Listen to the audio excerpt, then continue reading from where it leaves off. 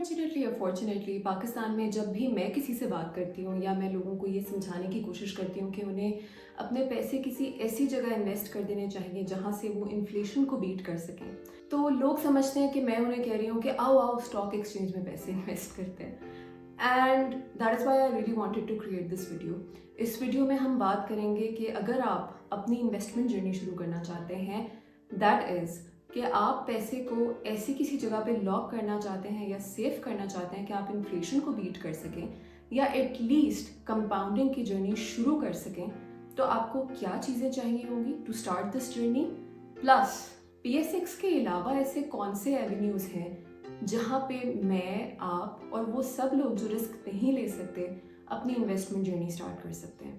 बहुत basic concept से start करूँगी ताकि वो लोग जो मुझे मैसेजेस करते हैं कि करना क्या है, कहाँ जाना है, क्या चाहिए, क्या डॉक्यूमेंटेशन चाहिए, मैं घर पे बैठी भी हाउस वाइफ हूँ या मैं एक स्टूडेंट हूँ, मैं करना चाहता हूँ, मेरे पास 2000 रुपये हैं, इन सब क्वेश्चंस के आंसर दूंगी।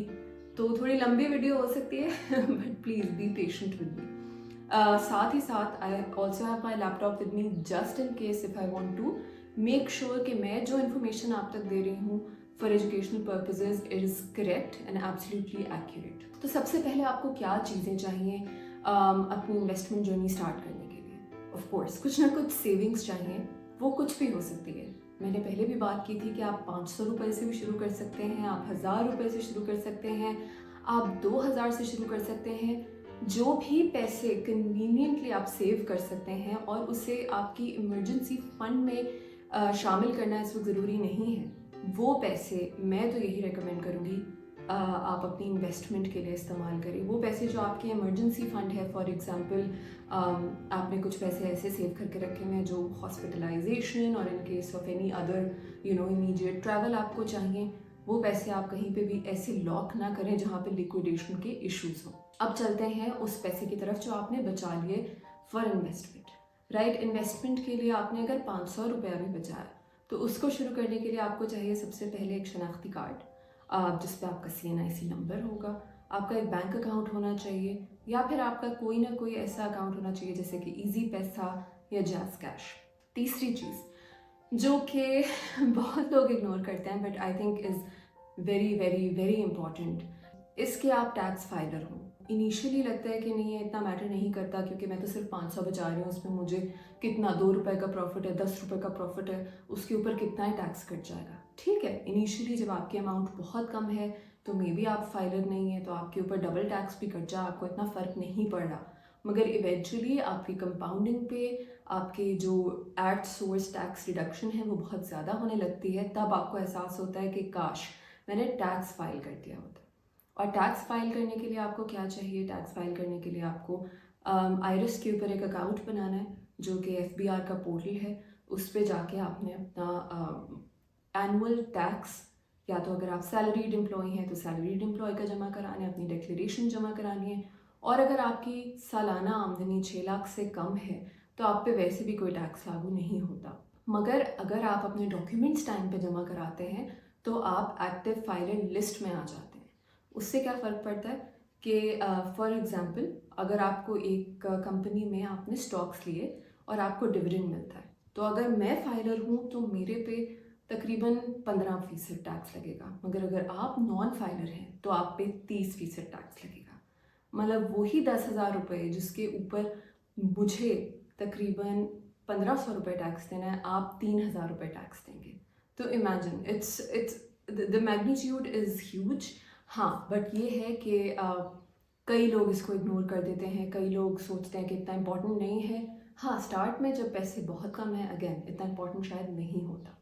अब चलते हैं आप किस तरह से अपनी इन्वेस्टमेंट जर्नी शुरू कर सकते हैं without taking a lot of risk. सबसे पहले समझ लें कि रिस्क क्या चीज़ है। रिस्क ऐसे ही है कि आज मेरे हाथ में ये माइक है, मे बी इसकी प्राइस होगी कोई 10,000 15,000 रुपये, ठीक है। मैं इसको मार्केट में बेच देती हूँ, 15,000 रुपये लिक्विडेट कर लेती हूँ। लिक्विडेट से मुराद होता है हाथ में जो कैश आ जाए या फिर बहुत आसानी से कैश में कन्वर्ट हो जाए। अब मैंने 15,000 रुपये में इसको लिक्विडेट कर लिया, ठीक है। अब ये 15,000 रुपये मेरे हाथ में है, मुझे लगता है कि मैं मेरे पास ये एक्स्ट्रा पैसे हैं, मुझे इसकी इमीडिएटली कोई ज़रूरत नहीं है, तो मैं इस पर रिस्क ले सकती हूँ। अब मैं इसमें क्या करूँगी, रिस्क लेके मैं जाऊँगी स्टॉक मार्केट में। मैं ये 15,000 रुपये अपने PSX अकाउंट पे इन्वेस्ट कर दूँगी। हाई रिस्क ये क्यों है? क्योंकि हो सकता है कल एकदम से वॉर शुरू हो जाए, जैसे कि आजकल चल रही है। मुझे अभी ये 15,000 रुपये चाहिए और मैं जाके देखूँ तो मेरे पैसे वहाँ पे 6,000 रुपये हुए हुए, क्योंकि स्टॉक मार्केट तो नीचे चली गई है, राइट? सो मार्केट कभी ऊपर है कभी नीचे है, इवेंचुअली ऊपर चली जाएगी, मगर ये जो छोटे छोटे साइकिल्स हैं इनसे डील करने की कैपेसिटी को ही आप कह लें कि आपकी रिस्क एपेटाइट डिटर्मिन होती है। क्या आप ये धचका बर्दाश्त कर सकते हैं कि स्टॉक मार्केट आज ऊपर है या कल नीचे? अगर नहीं तो प्लीज़ आप लो रिस्क इंस्ट्रूमेंट्स की तरफ जाएं, जिनके ऊपर मैं अभी डिटेल में बात करूंगी कि वो क्या है। दूसरी चीज़, और जो कि आई थिंक अगेन बहुत इंपॉर्टेंट है, कि आपकी रिस्क एपेटाइट तो आपने डिटर्मिन कर लिया, आपने कहा ठीक है ये 10,000 रुपये मैं हाई रिस्क में डाल सकता हूँ, ये 20,000 रुपये मैं लो रिस्क में डाल सकता हूँ। मगर लो रिस्क में आपके पास क्या ऑप्शंस मौजूद हैं उसको स्टडी करना इतना अहम है। और यकीन मानिए कि मैंने ये देखा है कि लोग पढ़े लिखे अच्छे खासे फाइनेंशियल सेक्टर से वाबस्ता लोगों को ये नॉलेज नहीं है कि लो रिस्क में भी अच्छे खासे ऑप्शंस मौजूद हैं। तो सबसे पहले शुरू करते हैं टर्म डिपॉजिट रिसीट से, इसको बोलते हैं TDR। ये एक नहायत ही लो रिस्क इंस्ट्रूमेंट है। आप इसमें अपनी इन्वेस्टमेंट स्टार्ट कर सकते हैं, और इन्वेस्टमेंट करने के लिए आपको क्या करना होगा, आपको एक बैंक अकाउंट आपका जो मौजूद है आप उसी को किसी AMC के साथ लिंक कर दें। TDRs मोस्टली बैंक्स की तरफ से ऑफ़र किए जाते हैं, और उसमें ऐसे होता है कि जैसे आपने कभी अपने पेरेंट्स से शायद ये सुना हो कि मैंने ये TDR लेके रखा हुआ है या मैंने एक इंस्ट्रूमेंट लेके रखा हुआ है, इसमें 4 साल में मुझे सालाना 10% रिटर्न मिल रहा है, राइट? मतलब मैंने लाख रुपए स्टार्ट में रखे थे, उस पर मुझे 10,000 रुपये ईयरली रिटर्न आ रहा था, और फिर जाहिर है वो 10,000 रुपये आए, उस पर कंपाउंडिंग हुई, वो भी ऐड ऑन होता गया। इसको बोलते हैं TDR। इसमें रिस्क बहुत लो है, जो रिटर्न आपसे प्रॉमिस्ड है वही आपको मिलेगा, उसी टाइमलाइन पे मिलेगा, मगर इसमें लिक्विडिटी नहीं है। मतलब आपके पैसे आपने डाले तो लॉक हो गए, और उसकी फिर अनलॉक करने की कुछ शराइत होती हैं, राइट? और वो वेरी करती रहती हैं। But if you want to start और आपके पास कुछ भी पैसे हैं, तो सबसे पहले TDR की तरफ देखें, क्योंकि अगर आपको PSX की या हाई रिस्क इंस्ट्रूमेंट्स की नॉलेज नहीं है तो it's very important that you start with these basics. दूसरा स्टेप क्या है कि आप कहते हैं नहीं अनम मुझे थोड़ा सा आइडिया हो गया है अब TDR वगैरह का, अब मैं जाना चाहती हूँ मनी मार्केट में, या मैं चाहती हूँ कि मैं लो रिस्क में मगर म्यूचुअल फंड्स में इन्वेस्ट कर दूँ, जिसमें एक फ़ंड मैनेजर हो, वो उसको ऑपरेट कर रहा हो, डील कर रहा हो, उसे पता हो कि कहाँ पे इन्वेस्ट करना है कहाँ पे इन्वेस्ट नहीं करना। तो आप कह लें कि आप अपनी रिस्क एपेटाइट थोड़ी सी बेहतर करें, मतलब आप अभी भी लो रिस्क में ही रहना चाहते हैं, उसी स्पेक्ट्रम में रहना चाहते हैं, मगर आप एक फ़ंड की तरफ जाना चाहते हैं, तो उसमें आप म्यूचुअल फंड्स में जा सकते हैं। म्यूचुअल फंड्स के ऊपर पहले मैंने बहुत सारी वीडियोस बनाई हैं और उसकी डिटेल्स और लिंक्स वगैरह मैं यहाँ डाल दूंगी। बट म्यूचुअल फंड एक क्या चीज़ है, आप सोचें जैसे मैं एक फ़ंड मैनेजर हूँ और मेरे पास ये अथॉरिटी है कि आपने मुझे कह लें 10 लाख रुपए दिए, या आपने और बहुत सारे लोगों ने मिलके मेरे अकाउंट में मेरे म्यूचुअल फंड में 10 लाख रुपए जमा करा दिए।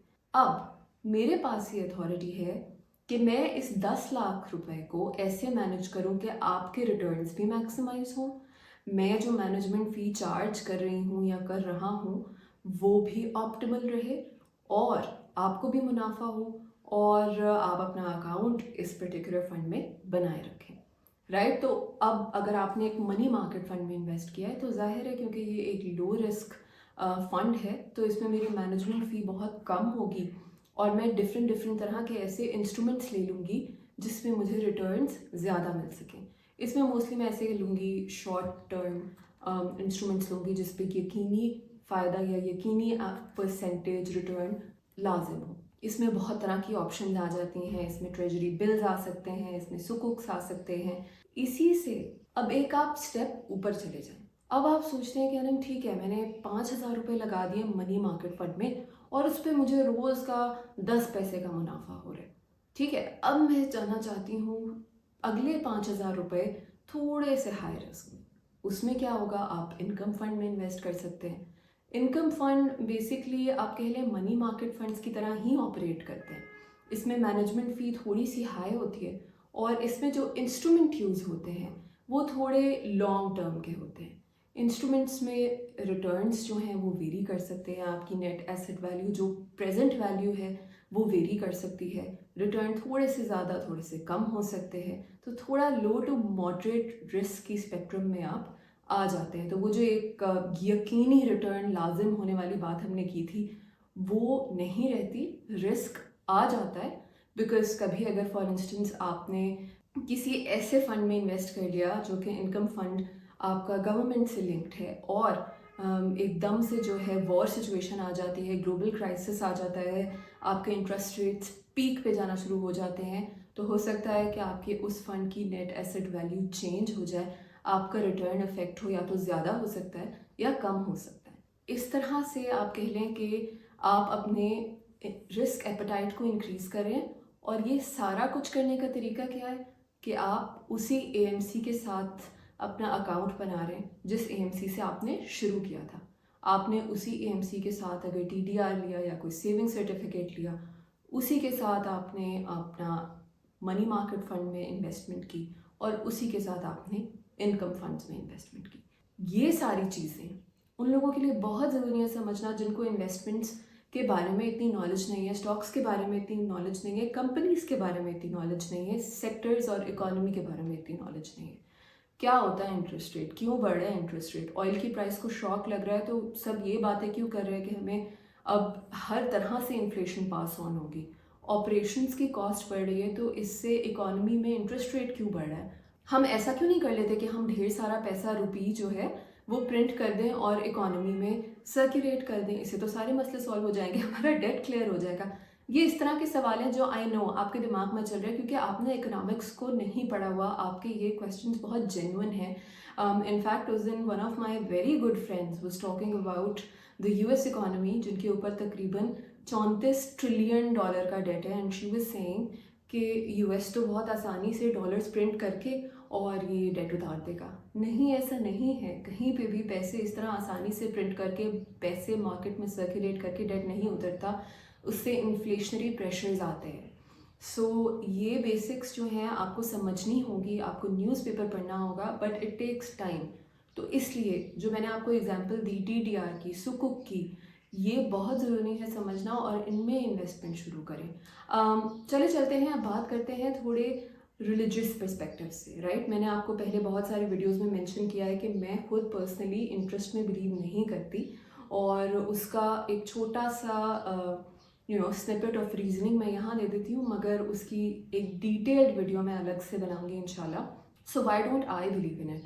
मैंने पहले पढ़ा था, आपने भी पढ़ा होगा अपनी इस्लामिक स्टडीज़ में, कि रिबा जो है या सूद जो है वो बेसिकली पैसा गरीब से अमीर की तरफ ट्रांसफ़र करता है, एक इलॉजिकल शिफ्ट ऑफ मनी है गारंटीड रिटर्न्स के थ्रू, राइट। और ये एक्सप्लॉयटेशन कैसे है, ये एक्सप्लॉयटेशन ऐसे ही है कि जैसे आपने बहुत दफ़ा सुना होगा कि ज़मीनों में वडेरों ने टेनेंट्स को या जो लोग उनकी उस पर काम कर रहे थे, लेबरर्स थे, उन्हें इतने हाई इंटरेस्ट रेट पे बेसिक नेसेसिटीज़ के लिए पैसे दिए और जब वो नहीं पे कर पाए तो क्योंकि ऑफ कोर्स इतना इंटरेस्ट था, वो नहीं पे कर पाए तो उन्होंने प्रिंसिपल की तरह, कोलैटरल की तरह उनकी ज़मीनें ले ली।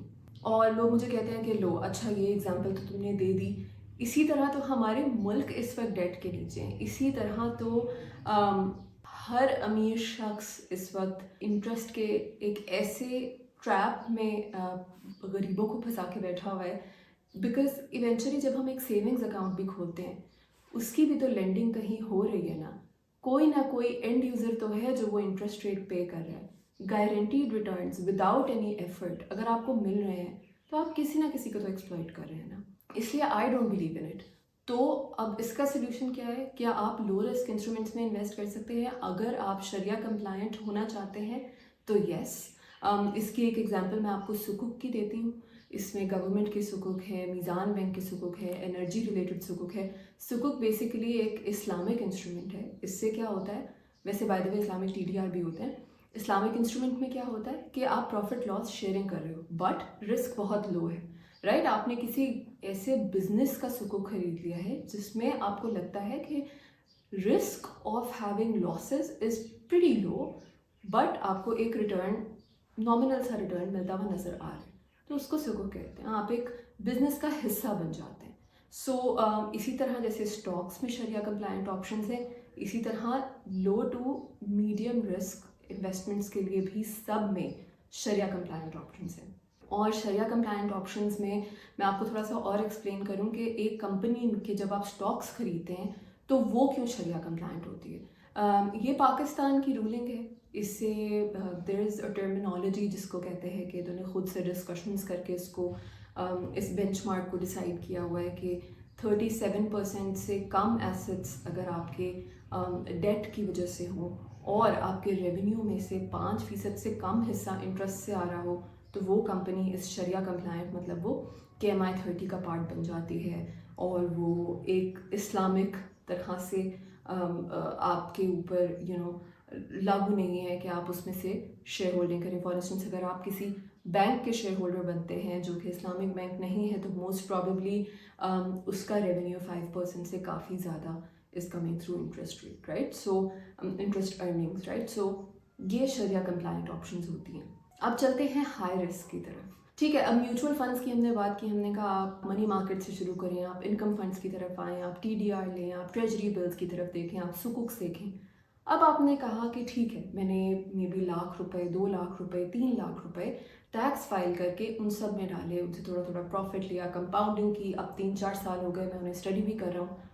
Now is the time to move towards maybe an instrument that is slightly higher in terms of risk it possesses. इसकी बात करते हैं जैसे कि आप किसी ऐसे म्यूचुअल फंड में चले जाएं जो एक बेंचमार्क को फॉलो करे, right. So for instance Meezan bank में there is a mutual fund जो कि KMI 30 को फॉलो करता है, मतलब टॉप 30 इस्लामिक शरिया कंप्लायंट कंपनीज को फॉलो करता है। इसी तरह आप कोई ETF ले लें, इसी तरह आप कोई रीट ले लें। रीट से मेरी क्या मुराद है कि फॉर इंस्टेंस आपके पास इतने पैसे नहीं हैं कि आप जाके एक प्लॉट परचेज कर सकें, राइट। उसके लिए तो करोड़ों रुपए आजकल चाहिए। आप क्या करते हैं कि आप उस रियल एस्टेट के इतनी बड़ी बिल्डिंग में से एक छोटे से शेयर होल्डर बन जाते हैं रीट्स खरीद के। वो आप किसी भी ब्रोकर के थ्रू खरीद सकते हैं। ब्रोकरेज अकाउंट बनाने के लिए आप उसी AMC में जाएंगे जहां ऑलरेडी अपने म्यूचुअल फंड्स लेके उन पे कंपाउंडिंग करा रहे हैं, या फिर आप किसी ब्रोकर के साथ अकाउंट खोल सकते हैं। जैसे कि मैंने पहले भी जिक्र किया कि मैं स्टॉक्स के लिए 1-2 ऐप्स यूज़ करती हूँ। I am not endorsing anyone because मैं किसी से भी लिंक नहीं हूँ पर्सनली। सो मैं किसी का नाम ऐसा सच ये लेके नहीं कहूँगी कि हाँ ये बहुत अच्छा है, ये बहुत अच्छा है, बट आई हैव यूज मतलब मीज़ान का प्लेटफॉर्म यूज़ किया है, अल्फला का यूज़ किया है, फिनकलाब का यूज़ किया है, मुनीर खनानी का यूज़ किया है। So all of these are options. HBL का भी यूज़ किया है। All of these are options. ये आप पर है कि क्या आपके लिए कन्वीनियंट है, कहाँ पे फंड मैनेजर ईजीली अवेलेबल है आपके सवालात के जवाब देने के लिए, और कहाँ पे आप एक्चुअली हेल्पलाइन से मदद मांग सकते हैं जब आपको ज़रूरत हो। क्योंकि ये बहुत ज़रूरी है, जब आप अपने मेहनत की कमाई से इन्वेस्टमेंट कर रहे हो तो ये बहुत ज़रूरी है कि आपकी हेल्प करने के लिए वहाँ पे कोई मौजूद हो। अब आपने उसी AMC में सोचा, फैसला किया, या उसी ब्रोकरेज अकाउंट पे सोचा कि नहीं, अब मैं अपना वो KYC form, know your customer form, जो मैंने स्टार्ट में फिल किया था अपना CNIC bank account tax filing details के साथ, मैं उसी के साथ अब एक ऐसा म्यूचुअल फंड यूज़ करना चाहती हूँ या चाहता हूँ जो कि हाई रिस्क हो। उसमें स्टॉक मार्केट से रिलेटेड आप यूज़ कर सकते हैं, उसमें आप ETF भी परचेज़ कर सकते हैं डायरेक्टली स्टॉक मार्केट में जाके, अगर आपने ब्रोकर के साथ अकाउंट बना लिया। सो फॉर इंस्टेंस आपने फिनकलाब पे आप गए, या फिर आप HBL की ऐप पे गए और आपने कहा कि नहीं, अब मैं डायरेक्ट स्टॉक्स खरीदना चाहती हूँ, या मैं मुनीर खनानी के थ्रू डायरेक्ट स्टॉक्स खरीदना चाहती हूँ, तो आप क्या करेंगे, आप स्टॉक मार्केट ओपन करेंगे, आपके पास पूरी लिस्ट ऑफ कंपनीज आने लगेगी, आप उसे स्टडी करने लगेंगे। बट क्योंकि अभी आप नए हैं, आपको कंपनी स्टडी करनी नहीं आती, आपको फंडामेंटल एनालिसिस करना नहीं आता, तो आप क्या करेंगे, आपके पास एक और ऑप्शन ये मौजूद है कि आप ETF ले सकते हैं। ETF आप ऐसे ही कह लें जैसे एक बास्केट ऑफ कंपनीज है, जैसे एक म्यूचुअल फंड होता है ना, म्यूचुअल फंड में थोड़ा सा मीज़ान बैंक का हिस्सा है, थोड़ा सा OGDC का हिस्सा है, थोड़ा सा उसमें उन्होंने पाकिस्तान शिपिंग कॉरपोरेशन का हिस्सा डाला हुआ है, थोड़ा सा उन्होंने नेशनल फूड्स डाला हुआ है, थोड़ा उन्होंने FMCG कंपनीज डाली हुई हैं। राइट। इसी तरह ETFs भी होते हैं। ETFs पे भी हो सकता है ऑयल एंड गैस हैवी हो तो ऑयल एंड गैस की कंपनीज हो, या सीमेंट हैवी हो तो सीमेंट की कंपनीज हो। मीज़ान बैंक के ETF में जाएंगे तो आई थिंक उनके ETF में सबसे बड़ा चंक मीज़ान बैंक के अपने ही शेयर्स का है। आप ETF में इन्वेस्ट कर सकते हैं एज अ बिगिनिंग पॉइंट, क्योंकि उसमें बहुत सारी कंपनीज हैं तो चांसेस ऑफ लॉसेज और वो जो रिस्क है ना वो कम हो जाता है। क्योंकि आपको ये समझना पड़ेगा कि कुछ स्टॉक्स हैं जो कि सिक्लिकल भी होते हैं।